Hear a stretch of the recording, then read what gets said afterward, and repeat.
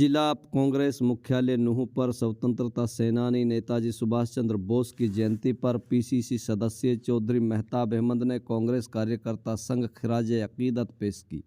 मेहताब अहमद ने आज़ादी की लड़ाई में नेताजी के ऐतिहासिक योगदान का उल्लेख करते हुए कहा कि सांप्रदायिक ताकतों के एक बड़े नेटवर्क द्वारा कई झूठ फैलाए गए थे कि भारत के पहले प्रधानमंत्री जवाहरलाल नेहरू बोस पर जासूसी कर रहे थे। गांधी नेहरू को बोस को कमज़ोर करने वालों के रूप में पेश करने की कोशिश की जा रही है। कांग्रेस नेता मेहताब अहमद ने कहा कि दरअसल बोस जिस विचारधारा और राजनीति के पक्षधर थे, बीजेपी एंड कंपनी उसका पूरी तरह से विरोध करती है।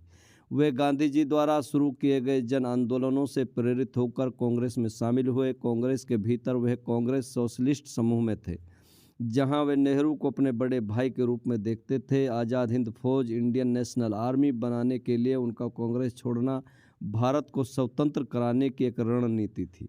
मेहताब अहमद ने कहा कि नेहरू और बोस के बीच बेहद सौहार्दपूर्ण संबंध थे और अधिकांश मामलों में वे समाजवाद, सार्वजनिक कल्याण और एक योजना निकाय की आवश्यकता के मामले में एक ही पृष्ठ पर थे। 1938 में जब बोस कांग्रेस के अध्यक्ष बने तो उन्होंने नेहरू की अध्यक्षता में योजना समिति की स्थापना की। जब नेहरू प्रधानमंत्री बने तो वही समिति योजना आयोग में तब्दील हो गई। बोस की पहल के विपरीत मोदी ने प्रधानमंत्री बनते ही उसी योजना आयोग को ख़त्म कर दिया।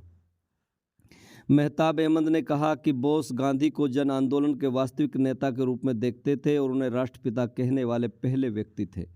कांग्रेस नेता मेहताब अहमद ने कहा कि आज विभिन्न सत्ता पक्ष की ताकतें मुस्लिम शासकों के खिलाफ जहर फैलाने की कोशिश कर रही है। नेताजी सुभाष चंद्र बोस ने दक्षिण भारत में ब्रिटिश सेना के खिलाफ टीपू सुल्तान के संघर्ष की सराहना की।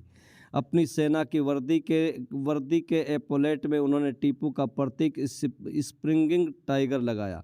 मेहताब अहमद ने कहा कि बोस बहुत स्पष्ट थे कि स्वतंत्र भारत में जाति, पंथ या धर्म के बावजूद सभी के लिए समान अवसर